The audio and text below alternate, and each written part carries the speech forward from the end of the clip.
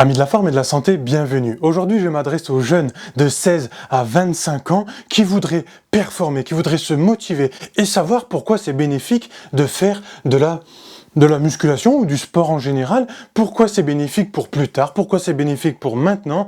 Aujourd'hui, je vais transmettre des super messages. Aujourd'hui, on est à 21% de notre méthode Kaizen la forme. À 20%, j'ai fait une super surprise sur ma chaîne en invitant le grand et l'unique Michael Gundil. J'espère que ce podcast vous a plu, mais aujourd'hui, on va avoir 4 chapitres de motivation.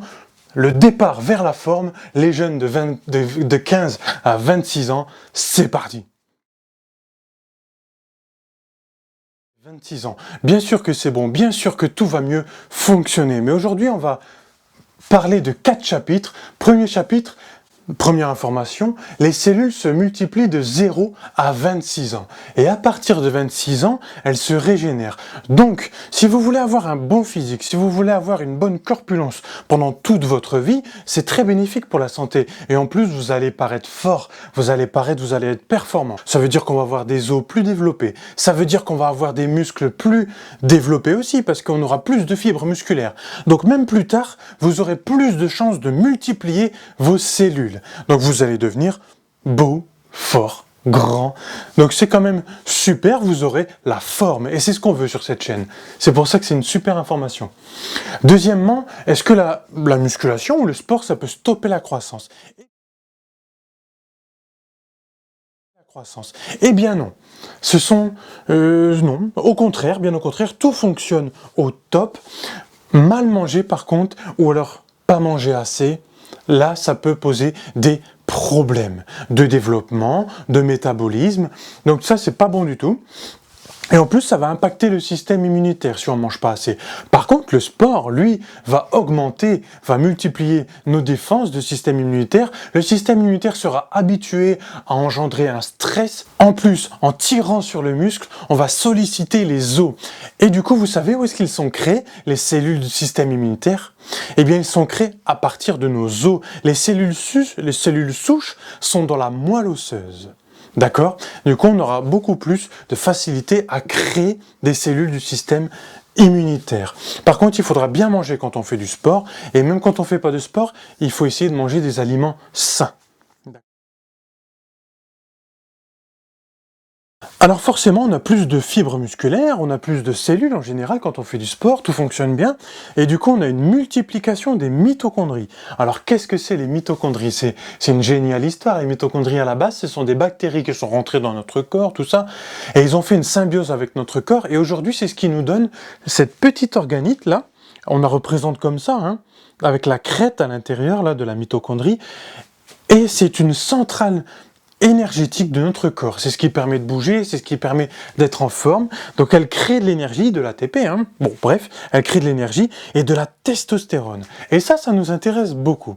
Au plus qu'on a de testostérone, au plus que se sent bien, nous les hommes. On veut conquérir, on veut être fort. Et c'est pour ça qu'au début, je vous ai promis, au début de cette vidéo, je vous ai promis que si vous faites de l'activité physique, vous serez beau, vous serez fort et vous aurez envie de conquérir le monde et vous allez y arriver. Pourquoi tous les gens qui réussissent, même ceux qui ont de l'argent, tout ça, au bout d'un moment, on fait de l'activité physique. Parce que ça fait du bien, et ça permet d'être bien là-haut. Ça permet de mieux réfléchir sur le long terme.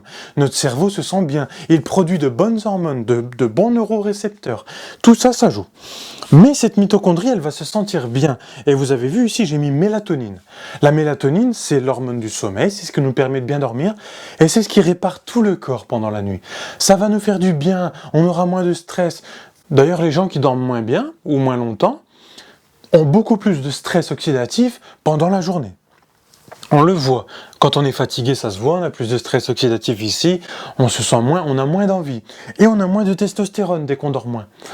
Et du coup, la testostérone développe notre confiance, parce que tout va bien, parce qu'on a envie de conquérir le monde. D'accord ? Tout fonctionne mieux.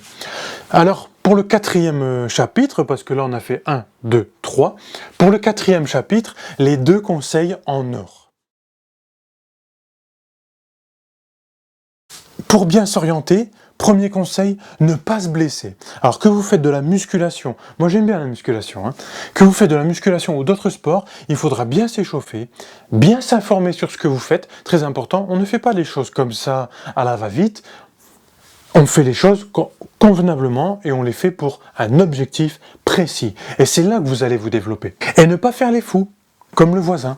Le voisin, on le regarde, on apprend de lui, mais on ne fait pas comme lui, on n'est pas pareil. D'accord? Et ensuite, les défis entre copains et tout ça, bah ça, il faut un peu passer en travers. C'est pas toujours évident de résister à la tentation de faire le foufou avec des barres de traction, avec des barres de pectoraux. Des fois, on a envie. Ça passe ou ça casse, faut faire attention. Vous pouvez refuser, hein. Vous pouvez refuser, pensez à vous, l'avenir, ne pas se blesser. D'accord?